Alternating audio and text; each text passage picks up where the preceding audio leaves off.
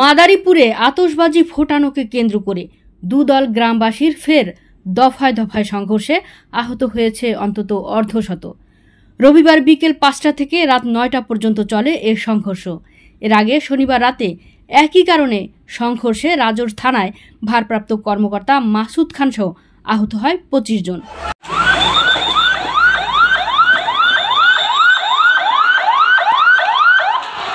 Police ও স্থানীয়রা জানায়, গত ২রা এপ্রিল রাজোর উপজেলার বদরপাশা গ্রামের আতিয়ার আকনের ছেলে জুনায়েদ তার বন্ধুদের সাথে ঈদের আনন্দে আতশবাজি ফোটায়। এতে বাধা দেয় একই গ্রামের মোয়াজ্জেম খানের ছেলে জুবায়ের খান ও তার বন্ধু। এ নিয়ে উভয়ের মধ্যে কথা কাটাকাটি হয়। এরই জের ধরে পরদিন ৩রা এপ্রিল সকালে রাজোরের ব্যাপারীপাড়া মোড়ে জুবায়েরকে একা পেয়ে পিটিয়ে ডান পা ভেঙে দেয় জুনায়েদ ও তার লোকজন। পরে আহত জুবায়েরের বড় ভাই সালমান খান অনিক বাদী হয়ে জুনায়েদকে প্রধান আসামি করে ৬ জনের নামে রাজোর থানায় একটি মামলা দায়ের করে। ১২ এপ্রিল শনিবার সন্ধ্যায় অনিক রাজোর বাজারে গেলে ধাওয়া দেয় জুনায়েদ ও তার বন্ধুরা।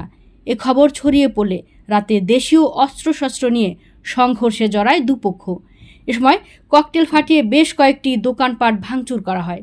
সংঘর্ষে রাজোর থানার ভারপ্রাপ্ত কর্মকর্তা মাসুদ খান, পরিদর্শক সঞ্জয় কুমার ঘোষ সহ অন্তত ২৫ জন আহত হয়েছেন।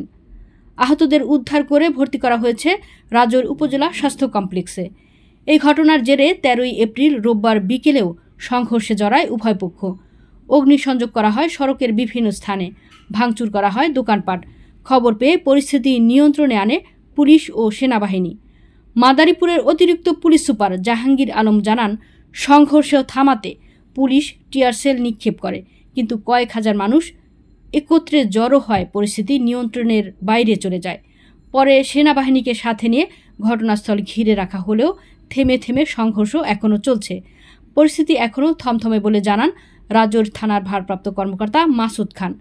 এদিকে রাজোর উপজেলা প্রশাসন পরিস্থিতি নিয়ন্ত্রণে আনতে রাজোর বাজার, পশ্চিম রাজোর, বদরপাশা ও গোপালগঞ্জ গ্রামে ১৪৪ ধারা জারি করেছে।